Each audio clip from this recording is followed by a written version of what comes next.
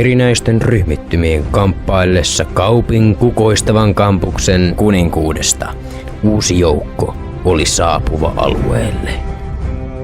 Osa heistä tuli pohjoisesta,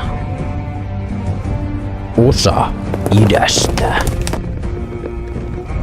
osa lännestä,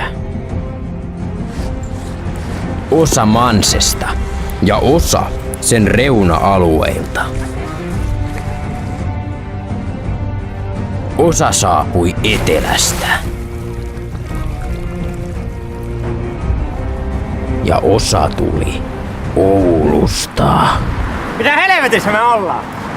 Akkanajan peliä, sulla on kamera väärinpäin. Yhdessä he olivat toukokuun sissisodista selvinneet alfat ja omegat. Kursus Stark. Me. Valmiina tulevaisuuden tuomiin haasteisiin.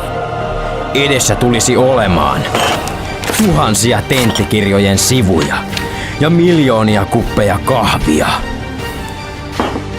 Ankaria pulavuosia opiskelijabudjetilla. Salaperäisiä sairauksia ja lukemattomia luentoja. Ihme parantumisia.